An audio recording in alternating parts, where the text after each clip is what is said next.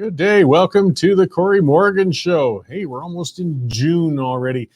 We might have some things to look forward to. This time of year, politics can often get even screwier and crazier than it normally does because we're getting near the end of the session. So Alberta's legislative session is ending today. So the last final shots the opposition wants to get in are going to come in, and the last bills that the government wants to stuff through, they're going to stuff them through. Federally, we're going to see that thing pretty soon too. And then they'll all settle into their, rubber chicken circuit, as they say, bouncing around pancake breakfasts, ribbon cuttings, and things for the summer or their own vacations. So keep an eye close on the news in this next few weeks. So this is, like I said, when they try to throw a lot of stuff through. Also, you see when the government wants to drop something really bad sometimes, particularly federally, do it just before summer and hope that over the course of, summer holidays and everything, the public tends to forget it and we'll give them a pass in fall when things all start opening up again. Either way, for the time being, we got a lot to cover. Got a good show today. I got Andrew Lawton. You probably know who he is. He's with True North Media. He has his show, and he's an author of multiple books. And his latest book has come out called Pierre Poilievre, A Political Life. He's in studio, or he's going to be in a little while, and we're going to talk about that book and learn a little more about the man who very possibly could be our next prime minister. It's going to be a good conversation. All right, well, let's get on what's got me going today. And this is a subject that just keeps going on and on. But it keeps getting worse and worse, and it's worth revisiting, I'm afraid. Right now, Canada, we're facing social and economic challenges on every front. And let's just say it outright. Mass immigration is one of the prime culprits behind it. People try to obfuscate and everything and say, oh, no, but that's just one thing. There's many others. Yes, there are. But the big one right now is mass immigration. We have 1.3 million people entered Canada just in 2023. Access to housing has hit crisis levels. Healthcare and educational institutions are bursting at the seams. Inflation, it's slamming every type of consumer good. And we've got ethnic-based divisions and conflicts on the rise throughout the country. You don't need to be an economist or a sociologist to realize that, sure, there's no magic bullet to address these challenges, but we can ease the immediate pressures by tapping the brakes on mass immigration. This isn't a matter of selfishness or intolerance, it's logistics. We just can't sustain these numbers. Unfortunately, the Trudeau government has no interest in curbing these immigration levels, much less cutting them. In fact, they keep doubling down. Minister of Immigration Mark Miller, he just announced a plan to quintuple the number of Gazan immigrants coming into Canada. Yeah, 5 times as many. In fact, he's going to say that they could bring the families, so it could be even higher than that. Now, we've got protests and anti-Semitic violence erupting around the nation. Why on earth do we want to import thousands more people from the world's biggest hotbed of violent anti-Jewish hatred? There's several Arab nations right near Gaza that could take in Gazan refugees if they wanted to, where they presumably would be able to culturally integrate more comfortably than they do within Canada. Is it unreasonable to politely ask those nations to step up instead of Canada? The Liberal government is now pushing legislation that it's going to allow expats to automatically pass on their citizenship to children, even if the kids have never set foot in Canada. Now, you might remember the Lebanese issue years ago, maybe not, but Canada had a problem with citizens of convenience. They live abroad, but just pop back occasionally to drain the country of healthcare services and other such things. Or if war breaks out, they'll come here and hide, but then they go back. It's something of a parasitic approach to citizenship, and that policy hole was closed years ago, while the Trudeau government wants to open it back up. So just think how easy it'll be to find a doctor. It's so easy already. When the Canadian system is now on the hook to provide free care for thousands and thousands more kids born overseas who've never even been in Canada. And then we've got activists pushing for a misguided open border policy. And they've been openly demanding, not asking, demanding that Canada starts giving permanent resident status to illegal immigrants. Not talking about all immigrants, illegal immigrants. Apparently they don't think the 1.3 million who did legally enter a year are enough. These activists feel emboldened enough through the years of Trudeau's permissive immigration policies that they think they're going to get away with it. We can't dismiss their demands, as ridiculous as they sound. The Liberals might consider acquiescing to them. And just think of the volume and quality of new Canadians that we could gain once word gets out that all they have to do is step foot in the country, whether legally or not, and they'll just get full permanent resident status. It's abundantly clear that the Trudeau Liberals are desperately putting their political well-being ahead of the needs of Canadians. The only positive economic indicator the government can point to right now is growth in the gross GDP. And that's how they can claim the nation hasn't officially hit a recession. The only reason the GDP, though, has been growing is due to mass immigration, which creates activity and causes a housing boom. But the GDP per capita for Canadians has been plummeting due to this.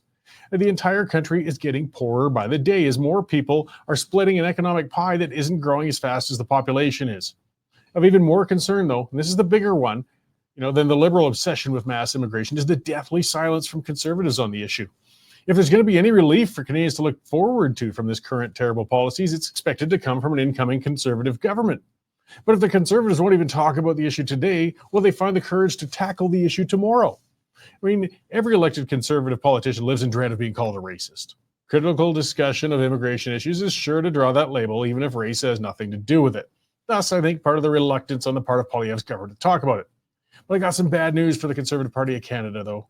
They're going to be called racist no matter what they do.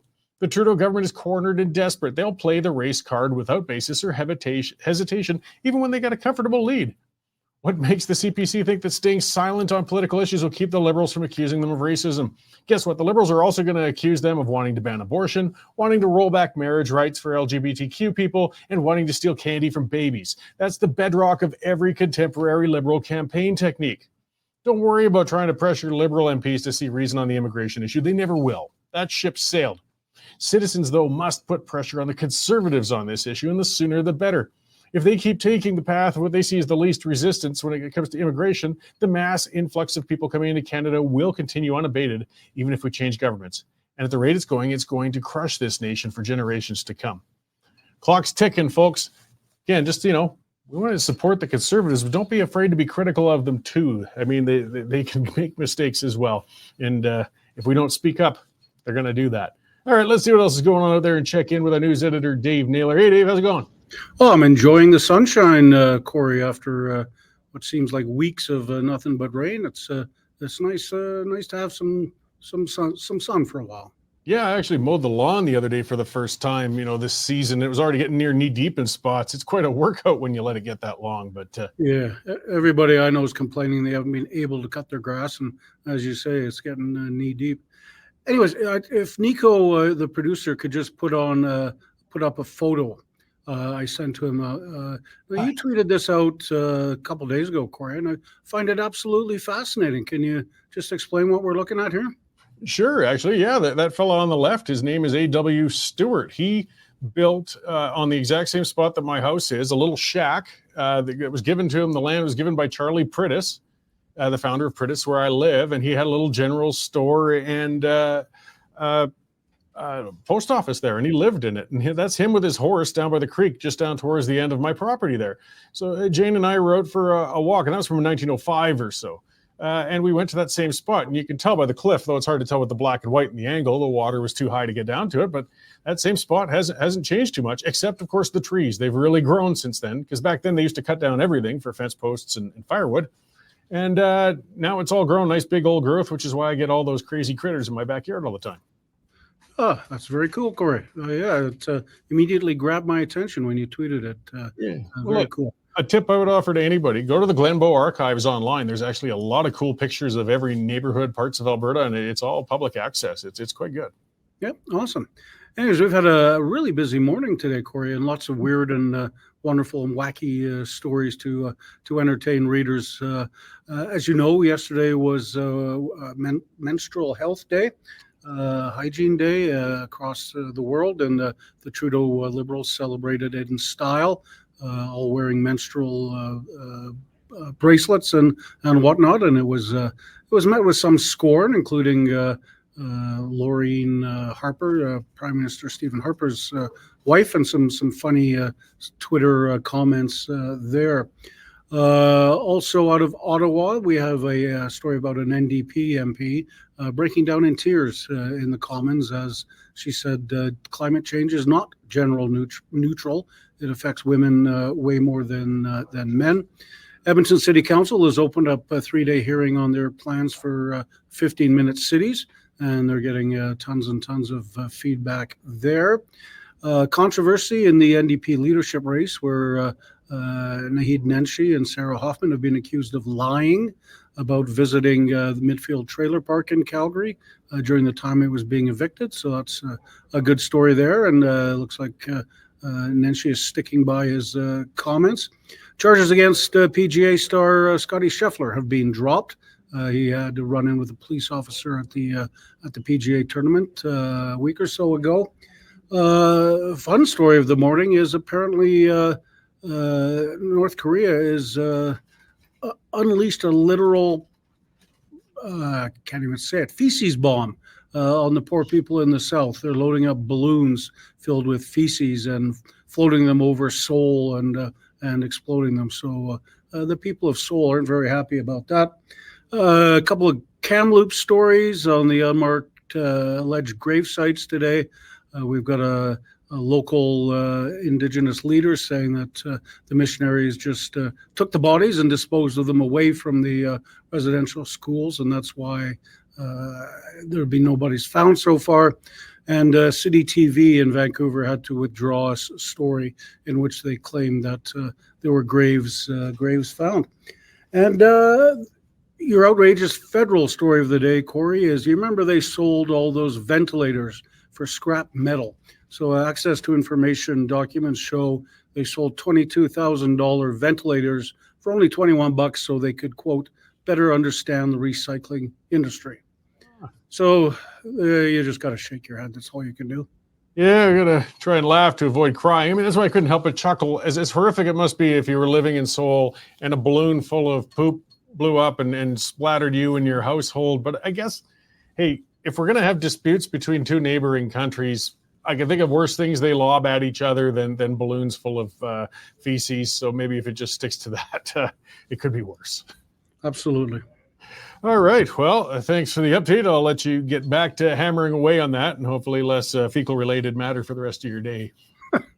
Thanks, Corey. All right. Thanks, Dave. That is our news editor, Dave Naylor. And as you can hear, yes, lots of stories breaking all the time, covering things from the light to the serious. And the reason we do it, this is where I do my nag, is because you guys have subscribed. You know, we don't take tax dollars. We don't want to take, we won't take it. We stay independent. And the way we do is because you guys have stepped up and you have subscribed. So get on there, westernstandard.news/subscription, $9.99 a month, $100 for a year, guys. Just like an old newspaper subscription, it's well worth it, and you will get right past that annoying paywall and be able to get straight to all of those important stories. Important stories like that, yeah. Like I said, we could cover the light stuff too. And this is kind of light and heavy mixed at the same time, as Dave mentioned. If you don't punish yourself by going on X and things like that, you might not have noticed it, but the big virtue signaling issue of the day yesterday for Liberal members of Parliament was to walk around with these little bracelets with the red part in the middle, which I guess was to symbolize their unity with people who menstruate. We used to call them women, but now I guess you have to break that down and specify it. Part of what's so frustrating with this sort of stuff from the woke is that, you know, the identity of women themselves, this is supposed to be a virtue signaling exercise in support of women, but these are the same people also who completely undercut women all the time when saying, yes, but as long as that person over there wants to change their personal identity, they can compete in sports, and they're supposed to be considered a woman as well. But guess what, guys? They don't menstruate. Either way, do we really need to discuss it? I don't think there's really been that much oppression of menstruators in North America these days. We understand it's a regular bodily function. It's just what we do. I don't think we tend to shame people for it. I mean, everybody has a lot of bodily functions we don't tend to discuss at length. We don't have to wear bracelets to celebrate them all the time. But this is what our elected officials get up to. Either way, it gives us something lighter to report on. It can't all be Israel and Gaza and the horrific stuff. We could talk about period bracelets now and then for a change as well.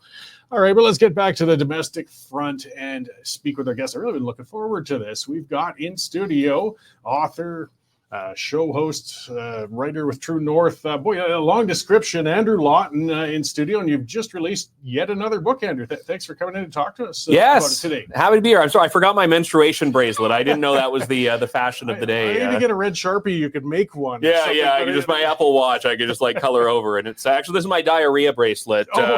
You said we need to celebrate every bodily function. So well, I put one on X. If you're familiar with my account, I'm a little tasteless. I had a candy corn bracelet that I put on. I said for the day of recognition of pooping. Yeah, there you go. It got mixed reviews, but well, like I said, we got to laugh now and then. As serious as these issues are, you've got to lighten up a little bit.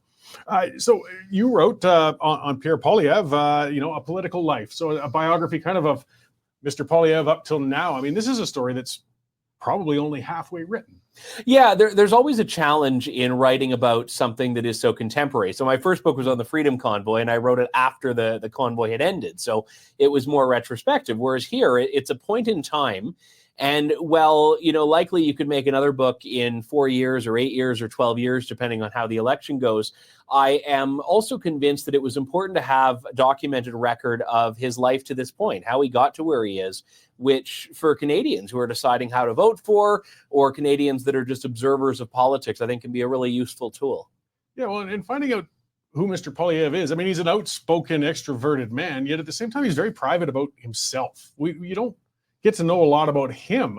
We've had him here a couple of times, see where you are for interviews, and a great, fantastic talks about what he wants to do with the party, but you don't get much more else out of him. So, I mean, as an author, it must have been challenging because you want to write a bit about him as well. I mean, the personal aspects. I mean, not getting, exposing or embarrassing, but just like what makes this man tick. Yeah, no, I would have totally been all on the exposing and embarrassing stuff if I got it. But there. No, you're right. And when he talks about his personal life, usually it's in a very curated way to make a point. So he's talked about, the upbringing of his parents, school teachers from Calgary, the adoption he went through. He's talked about his parents having to downsize because of interest rates back a few decades ago. So there are little glimpses of this you get through. But the one thing for me, though, in writing this was that I was talking to a lot of the people around him, and they were a lot looser with their lips than he might have been. So I still think I got a relatively good picture of his life, going back to his youth in Calgary, his adolescence, getting involved in politics, and a little bit of that personal stuff does shine through.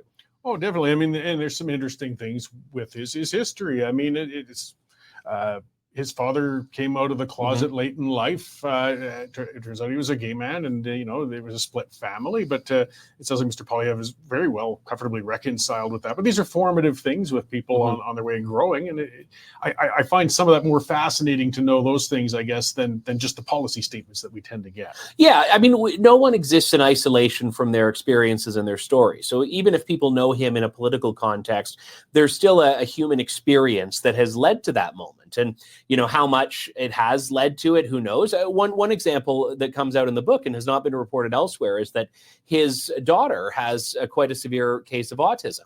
And that's something that he as a father has had to grapple with while working in politics. So that's the type of experience that could very easily shape your outlook to certain issues as a parliamentarian. Well, absolutely. And I mean, it'll give, I guess, more of a direct sense of things when it comes to the challenges parents with kids with special needs have, especially as a parliamentarian. When you're in a job, when you're flying and bouncing around with a child that needs a lot of stability and attention, it's a very challenging role, which also shows, I mean, that was a large part of why Mr. Poilievre didn't run in the last leadership, because that was just coming out at that time.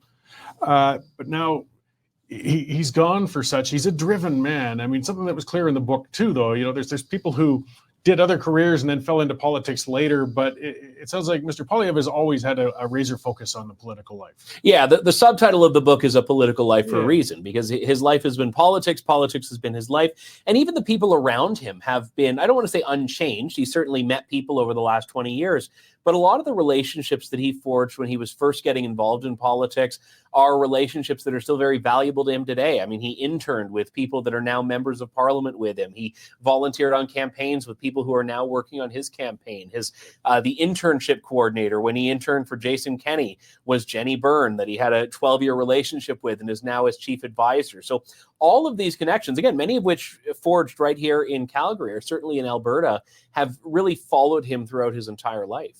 Well, for people who work in politics, I mean, the network is really important. I mean, some come from outside and jump in, but if you're immersed within it, I mean, your social network is there, as saw with Jenny Byrne. It's interesting that he can, it's difficult in life to reconcile that and keep a professional relationship later on, because they're both very interested, conservative people, whilst, no longer being a couple. Yeah, and I think that the one thing that came out, and Jenny Byrne did actually speak about her relationship on the record, is that they were friends first and are friends since. That's the way that relationship is framed, and they've always had a tremendous amount of trust for each other. And I think the fact that Pierre Poilievre has now made her the person that really, I don't even think it was a pool of people that auditioned for it. I think it was just a given that she would be the one in the driver's seat on his leadership campaign, and now what he's doing as leader. Yeah, well, and trust is integral. So as you get to those higher levels, you just really want somebody that you can feel comfortable in speaking with. So he's considered that very important for himself. So being as, some of it what you wrote about too, his early essay that won him a prize, the things that got him in, but is he an ideologue? Would you say that? Very much so. He's also quite practical, though. And I think that there's this dilemma in politics where you have people that are all about electability and people who are all about, the purity of ideology. And there's often the belief that there's no middle ground. And I think, well, I've never heard of him using it. I think Poilievre really took a cue from the old William F. Buckley Jr. rule of, support the most electable, most conservative candidate. You have to look at that intersection of practicality and pragmatism and of, that philosophical purity. And when you talk about that essay, a lot of what he advocates for has remained unchanged over the last 2 decades. He's always been committed to, classical liberal principles, freedom of speech, the idea of the free market, the idea of getting government out of the way. And a lot of the messaging that he used in that essay, almost identical to what he's campaigning on in the leadership race and since becoming leader. Yeah. And it's picking, you don't want to die on an ideological hill because it can be a waste of a party or a campaign or anything. Yeah. Sometimes it's time to back off a bit. Though, for say, and it's easier for me to do as somebody commenting from the sides to get on their case when they back off on other things. But a frustrating thing that I hit every time, and they didn't like that when he came in, a pet issue of mine, supply management. Drives me bananas. As a conservative, as a classical liberal, it's just is antithetical to the entire ideology. And I've asked him point blank, would you get rid of it? He's been honest. He said, no, he wouldn't. Okay, so he knows that on principle, he doesn't feel it's a good policy. But if you're looking to elect a government across this country, you just don't want to pick a war with Quebec dairy farmers at this time. Yeah, and this was the case with Andrew Scheer in 2019 as well. I'm convinced that if you were to be behind closed doors with Andrew Scheer, having a few drinks and just, chatting about politics and policy, he's probably against supply management. But at its core in politics, that's the issue that seems to just be the weird one that convinces everyone to go against their ideological instinct, including people that, by the way, had no tolerance for the wheat board monopoly. Well, yeah. But when it comes to the dairy industry, it's a different calculation. Well, and that's just what I guess as a Western pundit sort of gets a guy a little nervous if you wonder how far does the pragmatism go, because we know the Quebec tail tends to wag the Canadian dog a lot. How far would it get, perhaps, with a prime minister in Poilievre before he might put his foot down with some Quebec demands? Yeah, well, and there's a little bit of history in the book that I think is quite interesting in that regard. So when Stephen Harper became prime minister in 2006, the Quebec caucus was very influential, and part of that was because they wouldn't stop putting their agenda forward. And Stephen Harper had said what a couple of MPs thought they had to read between the lines on was, when these guys come in here and they make these asks and there's no one on the other side to push back against it, I have limited options. So there was this group that formed within the Conservative caucus, which called themselves the Khmer Bleu, after the Khmer Rouge. And Pierre Poilievre was a member of this. And they were the conservative members of the Conservative caucus. And their goal was to meet every week before the caucus meeting and say, how can we push conservatism within our party? How can we push the government towards a conservative agenda? So I think Poilievre does have a track record of trying to keep the party accountable to the right. Now, the question that raises, will there be a Khmer Bleu in a Poilievre government? Will there be a contingent in that caucus that says, okay, we need to make sure that our conservative principles are not left behind? Well, there's no doubt, though, that the influences of Prime Minister Harper on him will be very strong and felt. He cut his teeth in government under Harper's leadership, and I would imagine, hopefully, he's picked the best and worst of that. There was good and bad to come from the Harper. How would you see him differing from Harper if he became prime minister? The one area that was raised by a number of people I spoke to is Harper's incrementalism. Now, to give Harper a little bit of a pass on this, he was elected with a minority government. And then he was reelected with a minority government. He didn't get his majority until 5 years later in 2011. But by that time, there had been this commitment to this path of having to build consensus, work across the aisle. So that really aggressive, bold agenda, the radical agenda, didn't really happen. So, it was funny when the left and the media were accusing Harper of being this radical draconian leader. A lot of conservatives were like, I wish. Where is that Harper? Yeah. So I think Poilievre has learned a little bit from that. And I also think if you look at the poll numbers, he is likely at this point anyway to be entering with a really decisive majority. So he has a latitude that Harper never had in his first term if this pans out. And I think he's going to use it. I don't think he wants to squander that leverage that he'll have. Now, the challenge is, and this I know will be of interest to people in the West, is the Senate. Stephen Harper left 22 vacancies in the Senate when he left office. Those were filled by Justin Trudeau. Justin Trudeau has had 10 years of appointing senators. Will the Senate become an impediment to Pierre Poilievre's agenda as prime minister? I don't know. It's a possibility, though. Well, if you get those big standoffs, I mean, the supposedly independent senators of Trudeau. Yeah, the nonpartisan senators, I think, will very quickly show themselves to be anything but. Yeah, so, I mean, that could be, I guess, a check that would hold him a bit. Because as I said, I mean, if the polls hold, he could have a supermajority, unlike anything we've seen since the 80s among conservatives.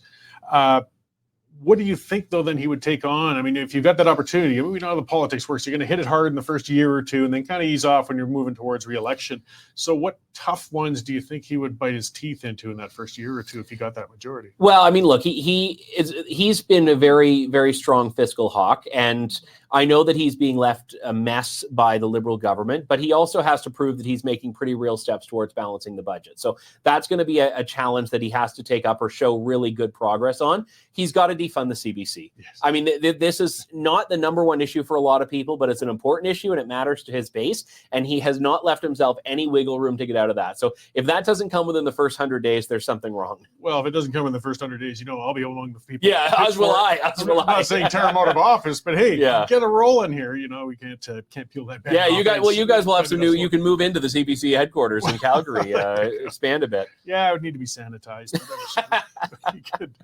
we could do so. Well, he's got his work cut out though. What sort of pitfalls? I mean, you see, we got 16 months until the anticipated next election. If Trudeau was really crazy and intransigent, he could actually stretch it for another year beyond that. Some people might not realize that. Yeah, they're kind of, I think, in desperation and just hoping that almost the Conservatives trip themselves up. What sort of minefield do you think is ahead of Mr. Poilievre? I mean, it's a dangerous course to hold the power. Some people say you peak too early with the polls, you're really at a risk of a hard fall. Yeah, there's always the X factor. I mean, not to get all conspiratorial, but a pandemic. I mean, if there's some event like that, some national crisis of sorts that gives Trudeau the opportunity to be the daddy again, to be in the driver's seat, to be the unifying figure that he pretended he was, that's obviously an issue that could harm Conservatives. Although I think that in general, when you look economically at where things are, the deck is stacked against Justin Trudeau. People's mortgages are coming up for renewal. Interest rates are going up. All of the issues we see with cost of living and housing are going to get worse in the next 2 years. So I do think that there is an incentive for Trudeau to, if he goes to the polls now, it's not going to work well for him. So I think that he wants to wait and see if something puts the voters a little bit more in his corner. But again, I have a hard time seeing what that path would be. Well, that's it. I mean, they're praying for the usual issues. They're throwing it out there, trying to keep abortion. Yeah, it's going to be abortion and assault rifles. And Anytime they're saying abortion and assault rifles, it's because nothing else is working. There's been too many conservative governments in a row that never acted on abortion. Yeah. So I think that assault rifle's not loaded. But the Liberals can never be discounted. I mean, they are an established, even if Trudeau might be less than competent in some ways, they got some very strong minds and well-organized people back there. Poilievre's as aware of this as anybody, though. Yeah, and when you have nothing to lose, I mean, it's the caged animal approach. When you're backed into a corner, to use all the cliches here, that's when people come out swinging and swing for the fences. And look, I'm of the mind that Justin Trudeau is a burn it all down with him kind of guy. I actually don't think he cares what he leaves behind. I think that he will go nasty, he'll go dirty, he'll go low, and if the whole party crumbles, it doesn't really matter to him. Yeah, and it's, I wrote that in a recent column. I ended, it's misattributed to Sun Tzu, but something along the lines of, an unprincipled leader will burn down the nation and rule over the ashes. And Trudeau has a bit of that in him, I'm afraid. Yeah. But, time will tell. So before I let you go, now today, for those watching live right now, you've got a book kickoff going on in Calgary, an event. Where's that at? What time? Yeah, well, Pierre Poilievre's life started in Calgary, so we thought it was fitting for the book about Pierre Poilievre to launch in Calgary. I love this city. We're going to be at the Ranchman's Club at 4:00. Okay, and just so folks know, we got the Ranchman's Bar that's down on McLeod. That's not what you're talking about. You're talking about the Ranchman Club, which is in the Beltline. But people do get that mixed up. It's a really cool old club, actually. It's really nice. Aside from coming to see your book. I've never been. So, okay. Yeah, and tickets are available at modernmiraclenetwork.org/Lawton. Okay, excellent. And where else can people find your book? Well, everywhere. It's on Amazon, it's on Indigo, and you can always support independent publishing by going to Sutherland House, which is the publisher, and they have it available directly. Excellent. Well, thanks for writing the book and, multiple books. I mean, you've got a few out there. I recommend folks get out there and grab a few copies out there. But this is the latest one with Pierre Poilievre, A Political Life. And thank you for doing it. And I'm sure it'll sell well and people will appreciate your documenting the first half of Pierre Poilievre's life. Anyways, it'll be interesting writing the second half when he's done with politics. Thanks a lot, Corey. All right. Thank you, Andrew. So yes, as I said, that was Andrew Lawton. And yeah, the Ranchman Club. It is in the Beltline. It is a neat spot. You can get there for the book launch in person. Meet Andrew.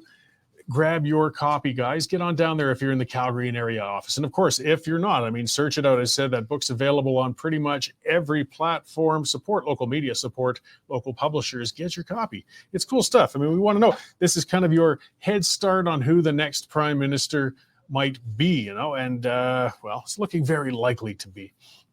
And I'm kind of interested. We want to look at these things. As I said before, when Poilievre's been on the show a couple of times, he says the right things. He's a smart man. I think he's principled, but he's always very controlled. He's tight. He sticks to what, is careful territory, which is kind of a good and a bad thing. I mean, he's quite different, say, than Premier Danielle Smith.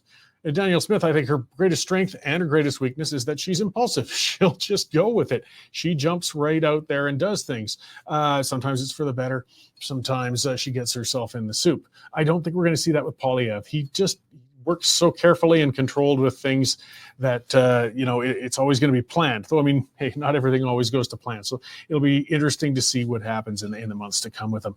So, a story that's been going for a little bit, and it's something I talk about a lot. We'll kind of turn a little bit here. Dave mentioned it on the news update. It's just everything's coming to a head again. So what was it, on the 27th was the 3-year anniversary of when the anomalies were found at the Kamloops former residential school site. I mean, we've never seen anything like it in the country, the whole nation. I mean, it made international news. The headlines were insane. They were talking about mass graves, mass murders, priests forcing children to go out in the night and bury bodies in an apple orchard. This is how crazy and extreme the rhetoric was getting around this. The Pope himself came over and apologized. Trudeau created a holiday. The flags were kept at half-mast for 6 months. Has never been done in Canadian history.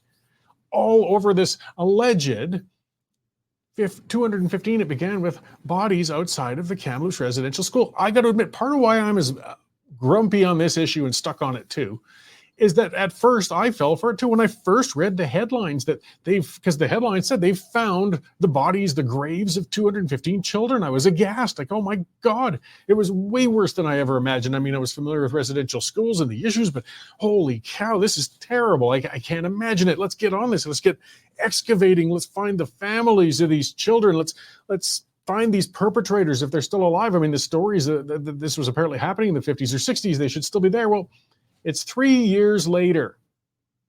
No bodies. 100 churches in Canada got vandalized. Some burnt right to the ground over this. No bodies. The band was given $8 million almost 3 years ago to investigate this, to follow up on this. No bodies. Why? Because there aren't any. I'm going to come out right and say it. I believe to the core of my soul. I could be wrong. I will admit that I could be wrong. But you know what? There's only one way to prove me wrong at this point. Get a shovel, get out there, dig a hole, and find a body. This is ridiculous.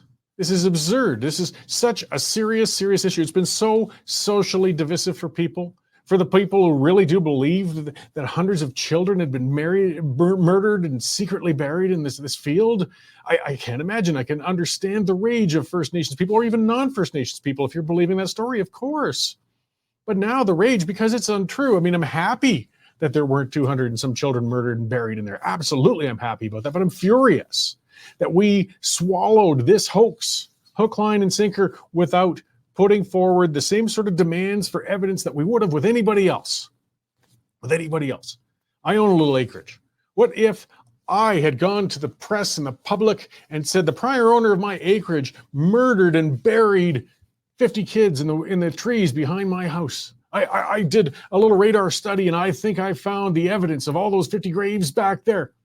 Oh, no police, no investigation, no digging. Just take my word for it. Oh, you're going to give me some millions of dollars to follow up. Okay, 3 years later, I still haven't even dug a hole. Like, that's the analogy of what we're going on. The Picton farm, the RCMP went through the dirt to find bones, to get DNA evidence, to find the victims of that monster. Yet, nobody has moved a teaspoon of dirt at the Kamloops site. Why? Because there's no bodies. The myth will be gone. The $8 million, and where did the $8 million go? They haven't spent it excavating. They haven't spent it researching. Where did it go? That's another big question. Thanks to Justin Trudeau, we're not allowed to audit these bands anymore. Did some people on the reserve get some new SUVs, perhaps? Some nicer vacations? I don't know. If you want to end the speculation, show us the books. Show us. You want to end the denialism. The denialism, that's what they call it. That's what started coming out. There was even a liberal coming up saying we should make it illegal for people to criticize any of the given story, the rhetoric on the residential schools. They want to make it illegal to talk about that. So this conversation I'm having right now, if they had it their way, would be even illegal for me to say this. Why? Why? Prove me wrong. If you want to shut down this quote unquote denialism, what better way than having a forensic investigation of this alleged mass grave and say, see, there's the bodies of the children. But you see, the thing is too, that people have been finding is that there was very good record keeping. At these residential schools, even though they were not nice places, there were abuses. So let's not beat around the bush there. It was a failed policy. It was a bad idea. I won't deny any of that. There just wasn't hundreds of children murdered and buried in the orchards. That's what I'm denying. And with those records, when kids died, it was documented because that's how the schools got paid. They had to document the students, how long they were there, and they had to invoice the government to get their bit of money. These kids didn't vanish. And that's the other thing that's missing from this whole equation. Where's the reports of these missing children? Where did they come from? How did they find 215 children and manage to squirrel them away and bury them and not have a single aunt, uncle, cousin, brother, sister say that these kids vanished? The hypocrisy goes further. We've had noise going on in Winnipeg for a while because it sounds like a sick man who's probably a serial killer. He's in jail. They suspect that he disposed of the bodies of 2 Indigenous women in the Winnipeg garbage dump. Now, to excavate and find bodies in a garbage dump in a city of hundreds and hundreds of thousands of people, we're talking about a dangerous activity that would take years, assuming the bodies are in there, and cost hundreds of millions. Yet, it looks like their governments could be willing to spend that kind of money and do that. And why? Because they're saying it's so sacred to find the bodies so that they can be returned to the family and properly interred, properly buried. Okay.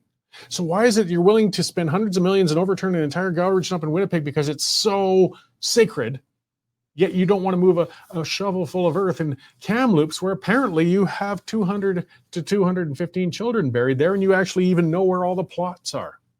It stinks.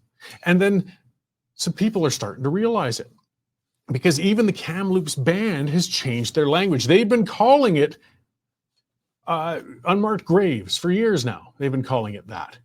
Suddenly their language changed. Now they're calling it anomalies. Anomalies. And they might even say suspected of being graves. That's a big leap, you guys. That's a pretty big leap. Why are you backpedaling? Oh yeah, because there's no bodies. But then we get the other ones, the kooks, the crazed ones. So there's a chief comes forward, and the head of the British Columbia Assembly of First Nations, and he does an interview the other day, says, well, the reason the bodies of the residential school victims may never be found is because they were incinerated. You see those nasty priests, they built giant crematoriums, and they burned the bodies to ashes, and I guess they must have taken the crematoriums down and hid those too, because nobody can find them.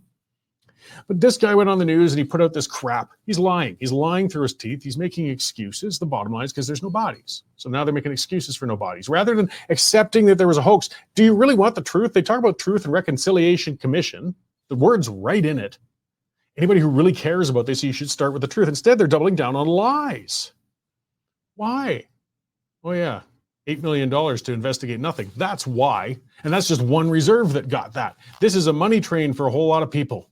But this money train isn't just stealing from the taxpayers, it's dividing the country. It's making people feel victimized intergenerationally, even more than they have been, for no good reason but greed on the part of some of these people who want to perpetuate this hoax, this myth, So now he's saying that they were incinerated. But what gets me, if it had been anybody else to say that sort of thing on the news, they would have been called out and say, wait a minute, where did you get that from? Show me some evidence, back that up. What are you doing?